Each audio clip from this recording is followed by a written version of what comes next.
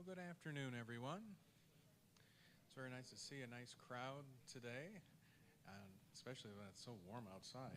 But my name is John Mann, Director of Education for Lakeside, and today we're very fortunate to have Ralph Lindman joining us during the Week of America's Veterans to share the history of the Lake Erie Civil War raids.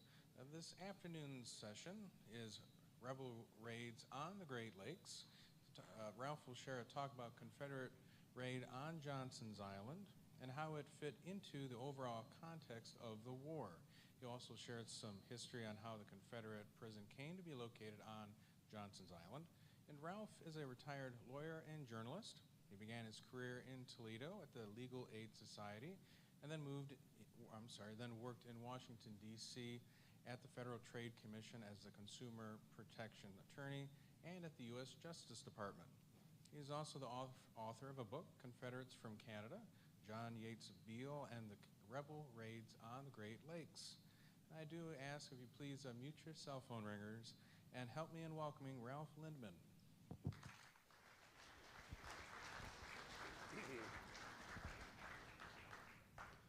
Thank you all for coming out today on a hot summer afternoon.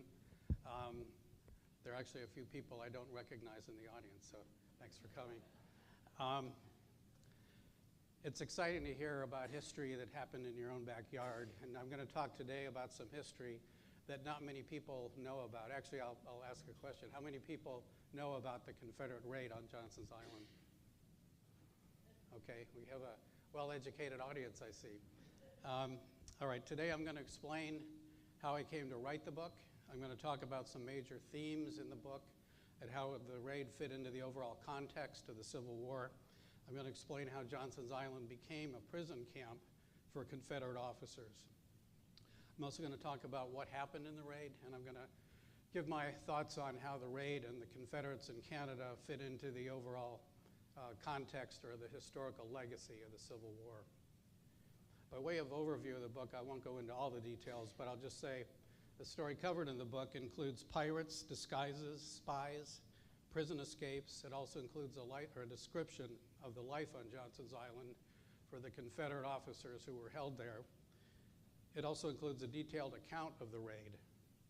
It talks about how diplomatic relations between the U.S. and Great Britain were affected by the rebels in Canada. And finally, the book talks about a very interesting connection, or at least a possible connection, between John Wilkes Booth, the assassin of Lincoln, and John Yates Bell, who was the leader of the raid on Johnson's Island. While it's not conclusive, there's fairly good evidence that both Booth and Bell knew each other, that they spent time together in Canada, and that one of the possible motivations for Booth in killing Lincoln was the fact that Lincoln was unwilling to spare the life of John Yates Bell after he was convicted as a spy. So how did I come to write the book? Well, actually, I'll give a little background. Our family has had connections with Lakeside going back many years. My father even came here as a child. So I remember being taken as a small boy to Johnson's Island, where I saw the long line of Confederate tombstones on the island. That made an impression on me. And many years later, as I approached retirement, I thought about maybe writing a history of Johnson's Island as a Civil War camp. But I spent a long afternoon at the Library of Congress and realized that that would simply be too big a project. But I did see some references to a raid that took place on Johnson's Island. That raid took place over like a 24-hour period. I thought maybe that would be a good topic for the book. So I tried to focus on the raid. The fact was there wasn't much information about the raid. I saw a few magazine articles, but there really wasn't that much.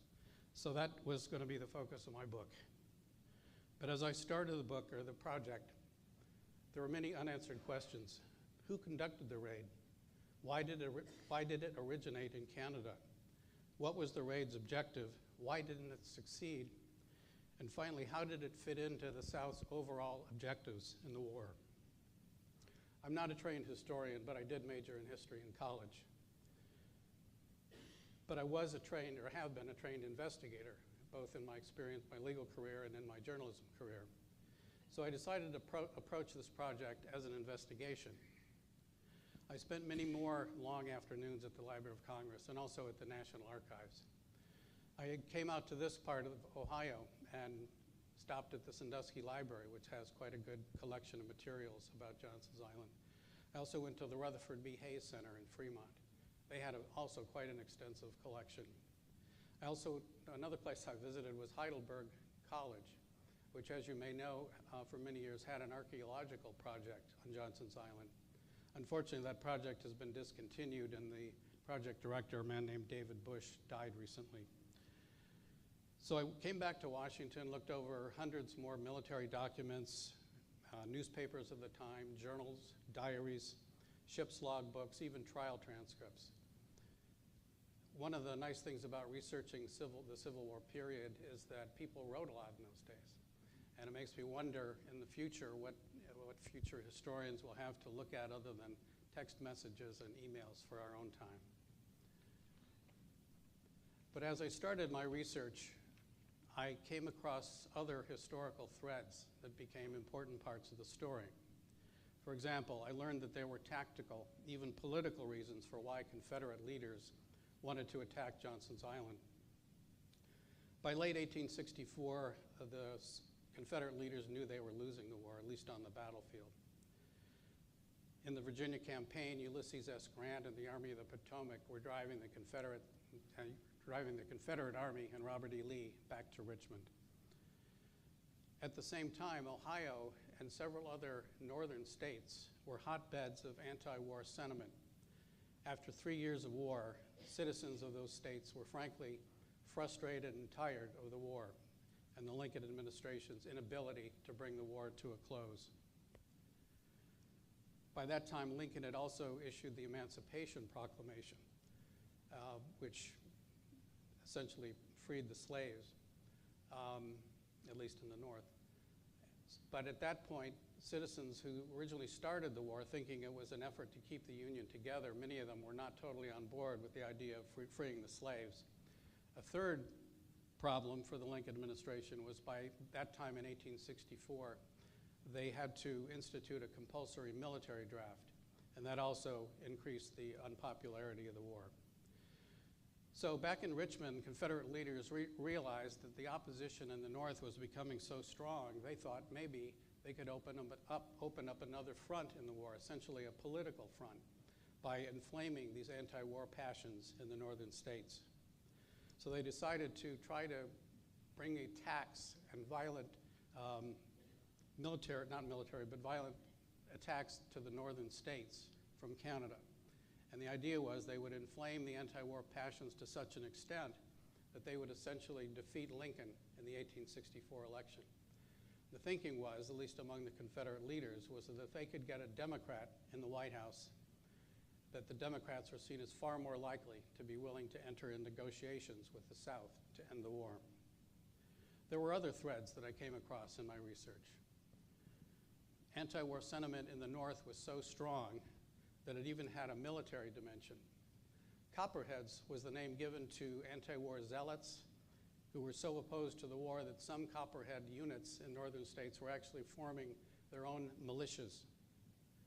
Copperhead movement was so strong in some states like Indiana that there was a thinking, or maybe just hope, on the part of the Confederate leadership that Indiana, for example, might actually secede from the Union and join the Confederacy. But it turned out that many of these expectations were wildly overblown, and it led to some serious miscalculations on the part of the Confederate leaders. So how does Johnson's Island fit into this overall story? Well, Johnson's Island, it turns out, was the first and the only Union military prison that was specifically designed and built to be a prison. That's not to say prisoners were not held in other places. They were held in many penitentiaries, for example, including the Ohio Penitentiary. They were held in local jails. Also, military forts often set aside some sections to house Confederate prisoners. But Johnson's Island was the only one that was specifically built to be a Civil War prison. Well, how did that come about? This goes to a Union general by the name of Montgomery Meigs, he was quartermaster general by the time of the Civil War. And in that position, he was responsible for all the Union Army's buildings and supplies. As a young officer, Meigs had spent time in Detroit. He was in the Engineer Corps, and he became familiar during his time in Detroit with the several Lake Erie Islands. Meigs knew that they did not have enough space to house all the Confederate prisoners who were being captured on the battlefield. So he decided that one of the Lake Erie Islands might be a good location for the prison. He then sent out another Union general, a man by the name of William Hoffman, to come to Sandusky and check out the Lake Erie Islands. That's exactly what Hoffman did. The first thing he did when he arrived in Sandusky was get on a pleasure boat.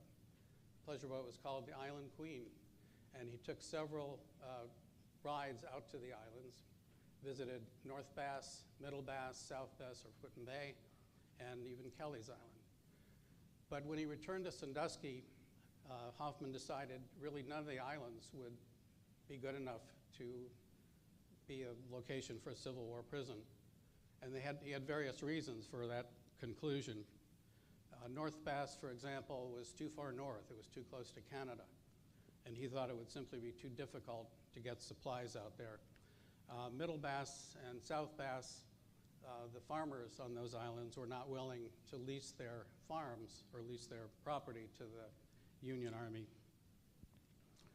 Kelly's Island was knocked out of contention for a different reason. Kelly's Island had vineyards, and Hoffman decided, and not only that, but it had a so-called brandy establishment. And Hoffman decided that those features of Kelly's Island would be too great a temptation for the Union Army guards that would have to be stationed at the prison. So when Hoffman got back to Sandusky, just before he returned to Washington, he finally noticed Johnson's Island, even though he had passed it a few times already. And it turned out that Johnson's Island was in an ideal location in Sandusky Bay. Not only that, but the owner of Johnson's Island, a man by the name of Leonard B. Johnson, was more than willing to lease his island to the Union Army for $500 a year. So construction began on Johnson's Island late in October of 1861. It was finished ahead of schedule in February of 1862. Hoffman had no experience in building prisons, but he did have experience with military forts. As a young man, he had essentially been an army brat, followed his father around to various army forts, his father also in the military, various army forts in the western states. And Hoffman himself also had experience being stationed at several military garrisons. So it's not a big surprise that when it came to designing a military prison, Hoffman essentially built Johnson's Island, the prison on Johnson's Island, as a military fort. It had a stockade that was 15 feet high. It had 4 two-story blockhouses where the men or the prisoners would eat and sleep. Each of the blockhouses held about 300 prisoners. Shortly after Johnson's Island opened as a prison, the decision was made in Washington by Edwin Stanton, the Secretary of War, that it would hold only Confederate officers. What was the reason for that? Essentially, well, there's not very good documentation, but the informed speculation is that Stanton simply decided that it would be a mistake to house both enlisted men and officers in the same location. It would essentially create a ready-made command structure. So they decided, Stanton decided to limit Johnson's Island only to Confederate officers, probably thinking that the officers would find it difficult to order themselves around. So the early prisoners who were stationed early on at Johnson's Island had few complaints. In fact, Johnson's Island was seen as one of the more favorable locations to be imprisoned if you had to be in prison. The prisoners had free access to the prison yard during the day, where they could engage in virtually any activities they chose other than trying to escape. They also had open access in their blockhouses. They weren't held in cells. The philosophy of the people running, Hoffman and the other officers running the Union prisons at that time, was that the Confederates were there to be incarcerated. They were not there to be punished. So there were several activities that prisoners at Johnson's Island engaged in. For example, one of the daily activities after roll call and breakfast was a reading of the newspapers. They had access to newspapers of the day, Sandusky Register among them, and several other local newspapers. One of the Confederate officers would basically stand on the stairs of one of the blockhouses and read the day's headlines to the assembled prisoners. Another popular activity at Johnson's Island was playing a new sport called baseball. Baseball had started in several of the northeastern states just before the Civil War. And the fact that it was played by Southern prisoners in the northern prisons actually helped spread the popularity of the sport after the war. Another activity among the prisoners on Johnson's Island, given its location, was swimming. They had easy access to the lake where they could spend time in the water, either bathing or simply enjoying themselves. This was, as I said, generally a pleasant activity, although a couple of the prisoners noted in their diaries that they were particularly annoyed on at least a couple of occasions, because by that time, some enterprising boat operators in Sandusky decided to start sponsoring tour boats that would go out to Johnson's Island, and the passengers would have a chance to observe the prisoners. Well, this went on for a time, and as I mentioned, a couple of the prisoners noted in their diaries they were particularly annoyed because some of the women passengers were actually using binoculars to watch the prisoners as they were in the water. Maybe the most unusual activity among the prisoners at Johnson's Island was photography.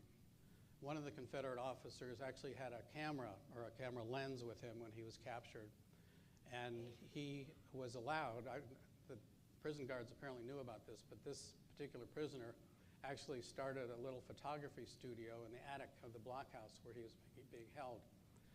So prisoners who wanted to have a little photographic memento of their incarceration could go up to the attic, crawl across the rafters, and get their picture taken by this particular officer.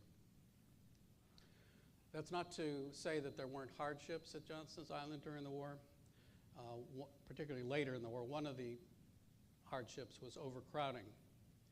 The reason for this was earlier in the war, both the North and the South had exchanged prisoners.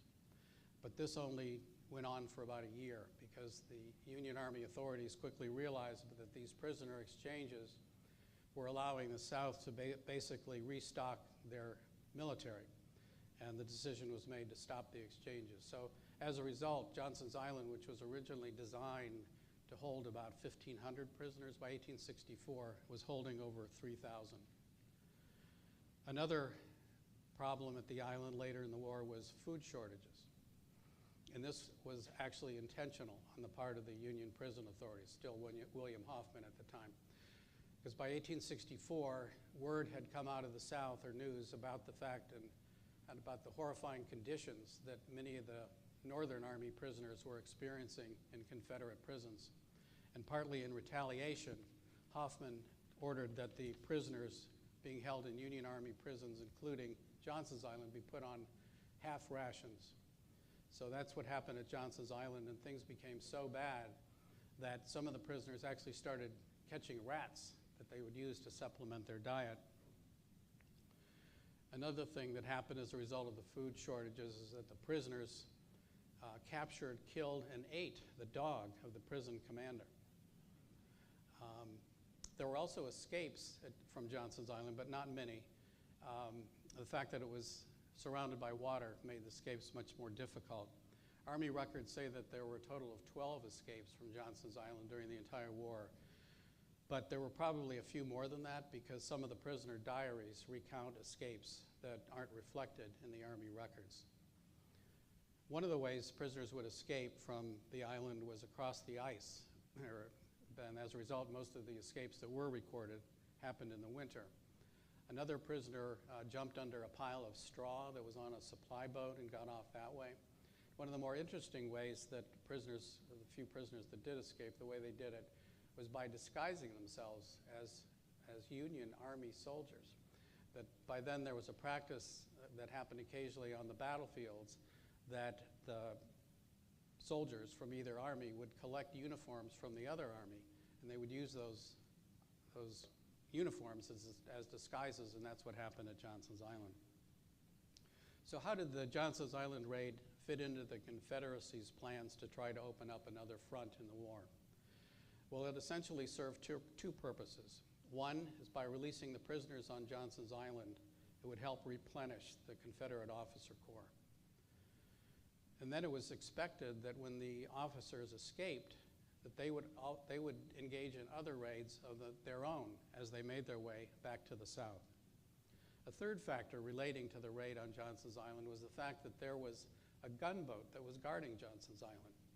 This was the only gunboat allowed on the Great Lakes during this time. Right after the War of 1812, there was a treaty between the United States and Great Britain that severely limited military presence on the Great Lakes. So by the time of the Civil War, the only gunboat on the Great Lakes was a Union Navy gunboat named the USS Michigan.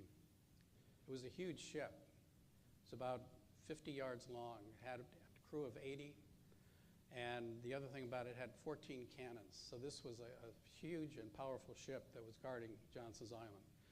Well, where this fit into the Confederate plan is that the idea was the Confederates would capture the USS Michigan. Once it was under Confederate control, the idea is they would take the Michigan and its 14 guns and essentially go down the coast of the northern states and bombard cities from Buffalo, Cleveland, Toledo, Detroit, even Chicago or Milwaukee. Who conducted the raid? Well, the raid was done by about 20 men coming from Canada, including the leader of the raid, John Yates Bell. These were a composite of deserters, military veterans, former POWs. They all congregated in Montreal at a hotel named St. Lawrence Hall. They tended to stay in the same hotel.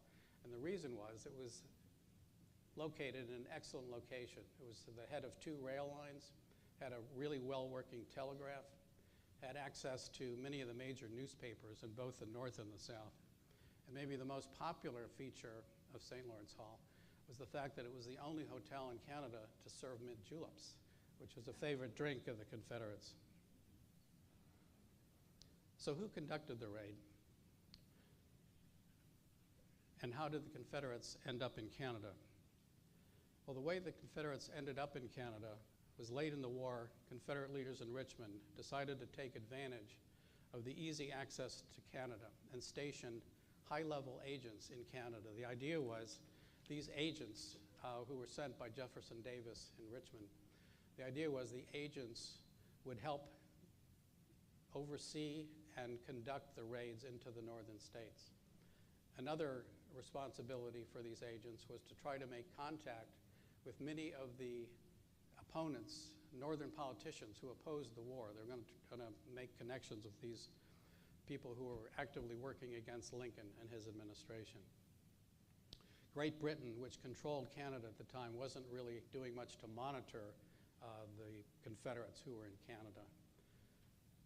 It was relatively easy for the Confederates to reach Canada at this time. There was no formal passport control system. The border was relatively open. People could cross easily at places like Windsor, just across from Detroit, or Niagara Falls in New York.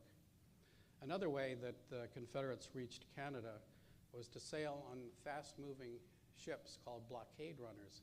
At that time, basically all the ports of the South were being blockaded by the Union Navy.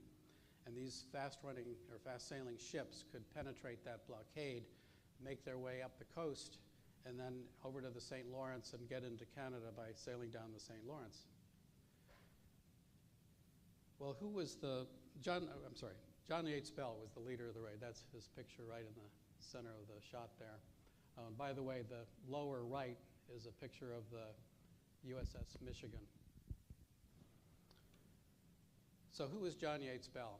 Well, at the time of the raid, he was a 30-year-old Virginian. He'd come from a wealthy plantation-owning family in Virginia. By late 1864, he was said to be worth millions. He had studied law at the University of Virginia, but he never practiced. He had served in the Confederate Army earlier in the war, but he was severely wounded in one of the early battles. He had to drop out of the military. Although he could have probably sat out the rest of the war staying at his plantation, he decided to try to serve the Confederacy in other ways. He was sort of a mysterious character. He was intense, he was focused. He didn't say much, but the men who worked with him respected him greatly. By early 1863, Bell had pretty much recovered from his war wounds, and he decided that he would try something else. Even though he had no real experience with boats or naval tactics, he decided to become a privateer on the Chesapeake Bay and attack Union Navy, or attack Union shipping, not just Union Navy. And Bell had a team of about 10 men. He was so successful in his raids of the shipping on the Chesapeake Bay that the Union Navy authorities on the Chesapeake Bay in Baltimore and other locations thought that they were facing a Confederate force of as many as 100 men when it was just Bell and his 10-man team. However, by early 1864, Bell had been captured, as well as several of his men. He was imprisoned in Baltimore at Fort McHenry. However, 2 months later, he was released in sort of a one-of-a-kind prisoner exchange that was also not very well explained in the historical materials that I reviewed. But anyway, he got out of prison and then made his way to Canada, where he joined the other Confederate raiders in Montreal. He began planning the raid on Johnson's Island. So now we get to the raid. This is probably the most detailed part of my book. As I mentioned, when I was doing my research, I was unable to find much information about the raid. So I really made an effort to scour as many materials as I could, looking over, like I say, court transcripts, ship's logs, personal diaries, whatever I could find. Tried to make this part of the book one of the most complete descriptions and explanations of the raid on Johnson's Island. So the raid began early on the morning of September 19th, 1864, on the Detroit River. There was a dock at the foot of Woodward Avenue, and at that dock was docked a pleasure boat called the Philo Parsons, and that's the Philo Parsons on the lower left.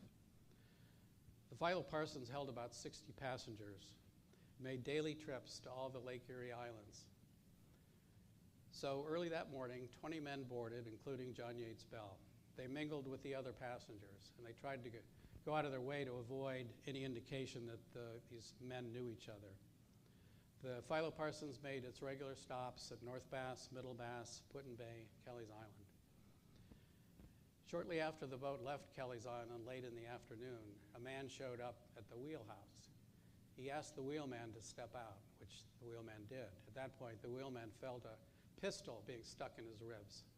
And the man said, "I am a Confederate officer, and I and my men hereby take control of this vessel." That man was John Yates Bell. At that point, Bell and his team pulled out a chest that they had brought on board. It was full of knives and guns. And they ordered the women passengers into the main cabin, and they ordered the men to go down below into the ship's hold. Bell himself took down the boat's Union flag, and he hoisted the Confederate flag on the Philo Parsons. That was the only time the Confederate flag flew on the Great Lakes during the Civil War. The boat then headed towards Sandusky Bay and Johnson's Island.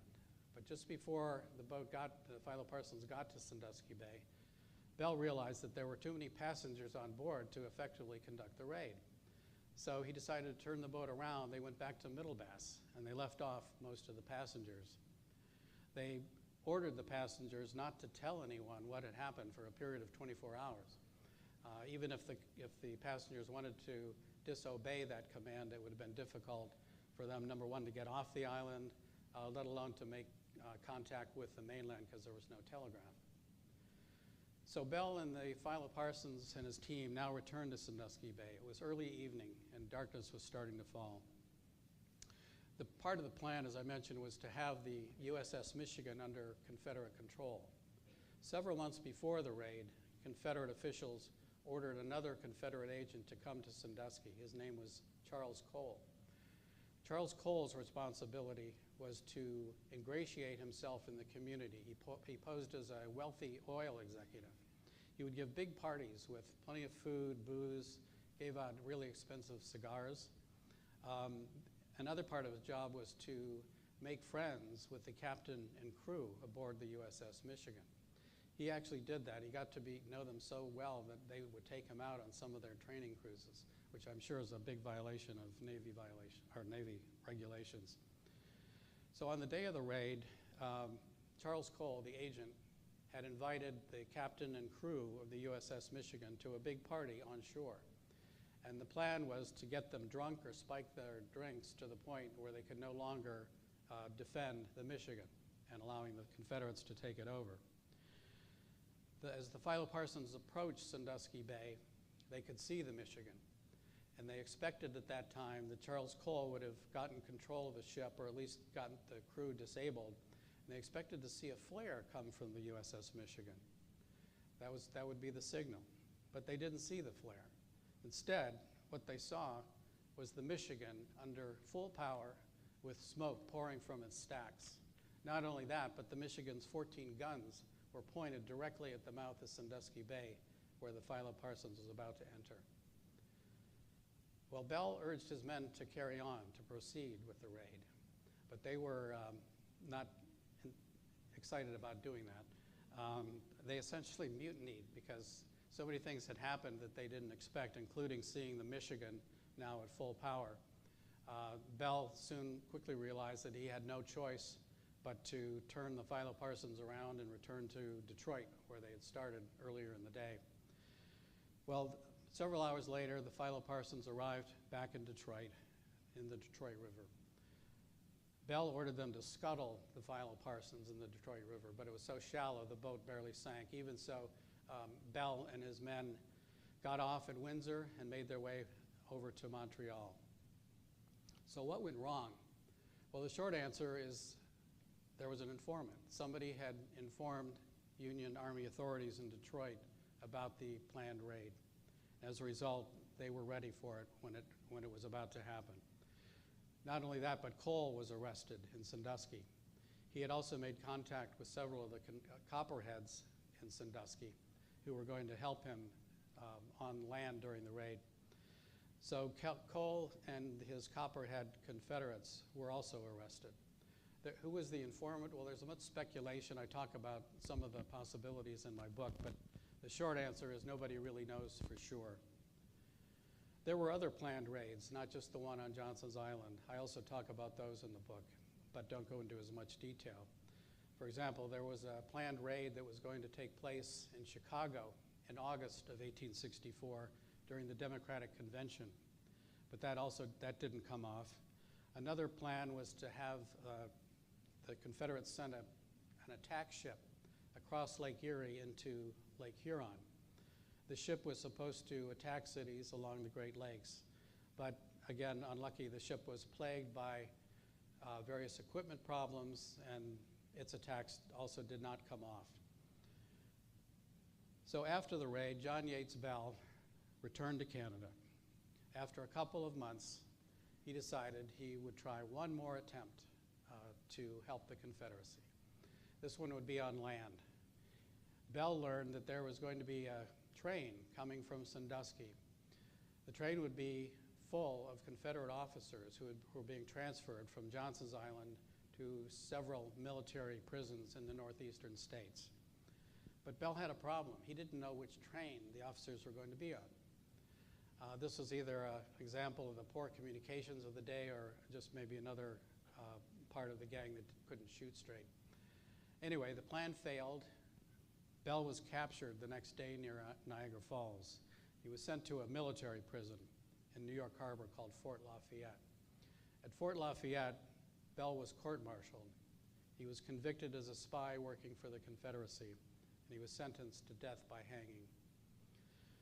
There was a surprisingly strong effort in Washington to try to get Lincoln to commute Bell's death sentence.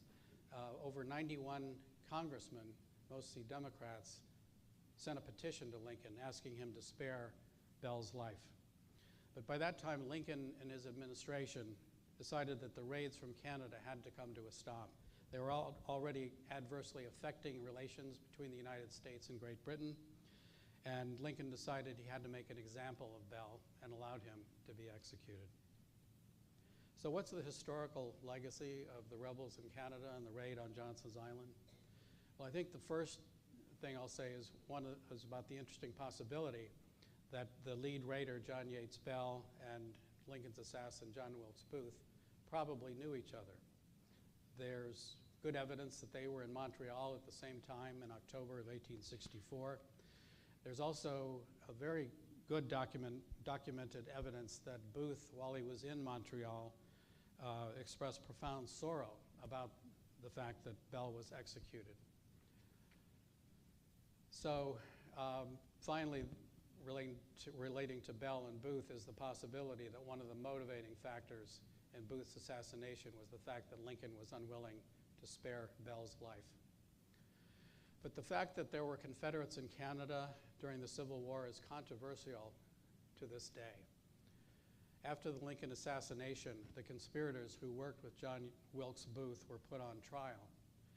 Federal prosecutors attempted to make the case that the assassination plot originated in Canada under the specific direction of Confederate officials in Richmond. During the trial of the conspirators, 2 of the witnesses for the prosecution gave perjured testimony. And unfortunately for the Union prosecutors, this essentially tainted the entire case. The perjury didn't relate to the Confederates in Canada, but the fact that they gave any perjured testimony essentially cast doubt on all the other evidence. As a result, this whole part of the case was dropped. And already at that time, as I mentioned, the connection between the Confederacy and Canada has complicated relations between the U.S. and Great Britain. At that time, it would not be in the interest of either country to emphasize the fact that the Confederates in Canada might have had a connection with the Confederate leaders in Richmond. As a result, for years, Civil War historians in both the U.S. and Canada have really not touched this part of the Civil War at all. And it's only recently that there have been renewed efforts to take another look. And that's why I hope my book plays a small part in bringing this untouched part of the Civil War to light. Thank you.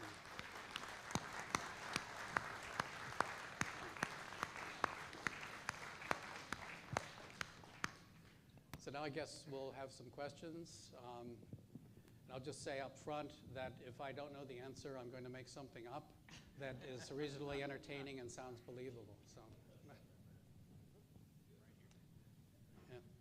Do you think, in view of the fact that Beale was a millionaire, that he paid to get out of Fort McHenry? Oh, that's an interesting possibility.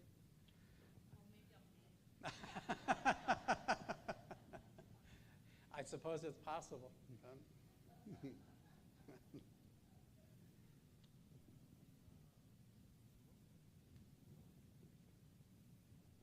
On the identity of the spy who was part of Beale's group, is there a thought maybe that there was a Union person who infiltrated, or was it a turncoat Southerner, perhaps?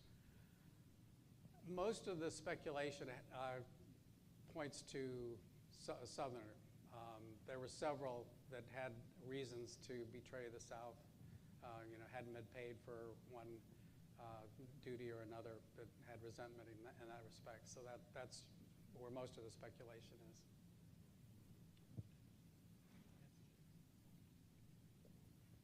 What's the status on the camp over in Johnson's Island now? It's been a while since I've been over there, but as I mentioned, really, as far as I know, the main thing that's there is the Confederate Cemetery.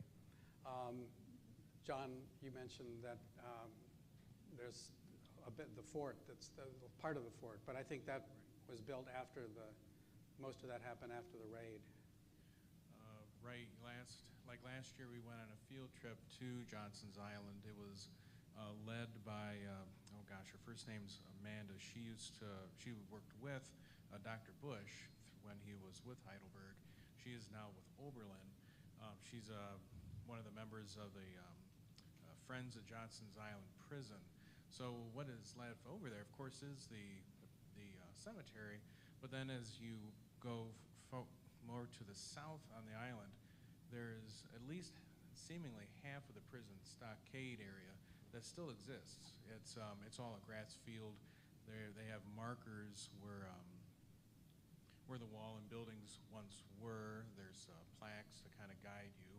And then there's a small path through the woods, and there's a large earthen fort that's still over there. The rest of the prison was developed. It was gone. It's all gone. So that's what's over there currently. You mentioned that Bell was a wealthy Virginia plantation owner. Did he have any knowledge of any of the Confederate officers who were at Johnson Island? Was he motivated by connections in any way? Not specifically. I mean, there was, in fact, one of the Confederates in Montreal who was also active in some other raids and likely associated with Bell. His name was Thomas Hines. He was incarcerated at Johnson's Island for a period of time. It's possible he and Bell, discussed conditions at the island and that type of thing. But as far as I know, I'm not sure any of the motivating factors on the part of Bell was with respect to a particular prisoner. Ralph, so many of these efforts seem to be, they didn't have the support of the Copperheads that they thought they were going to have. Was that a miscalculation on their part, or do you think that the Copperheads lost their courage at the time? I think it was a combination of both. Probably that I do think the Confederate leaders in Richmond wildly over-exaggerated the amount of force or effective force they could get on the part of the Copperheads. And I think for the Copperheads' part, that there was probably, they were probably not as willing to actually hold guns and shoot them as they made out to be when it came time to really, do it or not. So I think that's the reason for a lot of these raids or planned raids fell flat. You mentioned that most of the Southern sympathizers who were active in this campaign came from the South. Is there any indication that Canadian nationals were part of any of this? To be honest, I didn't really research that very much. There is, as far as I know, I have heard of that there were some Canadians that were active on the part of the Confederacy. I actually know one author who's looking into that.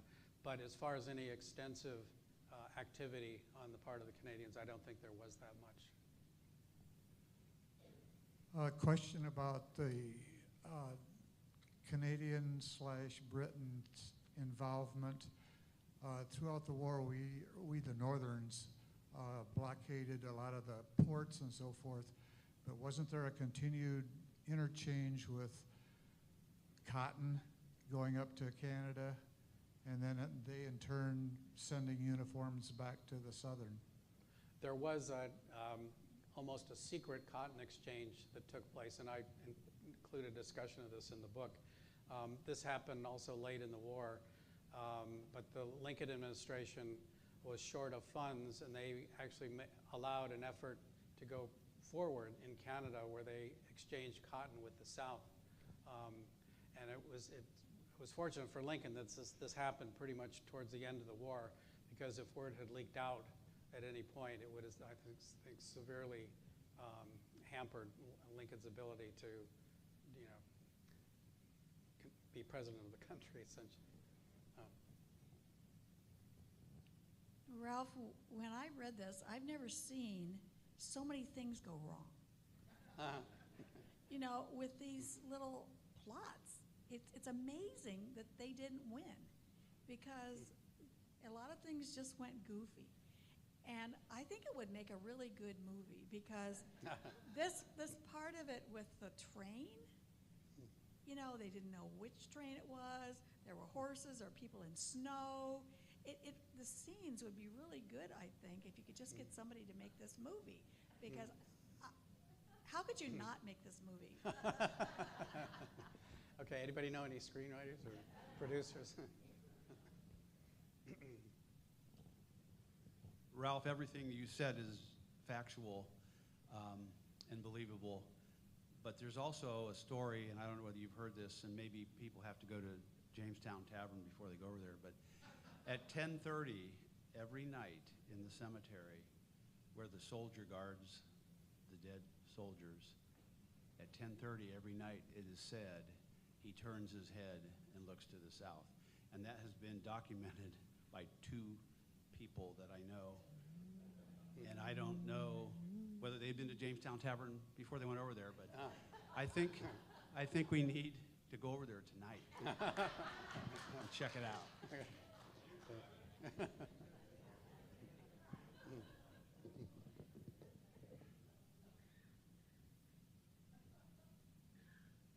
Anyone else? Thank you very much, Ralph. Thank you. Okay, thank you.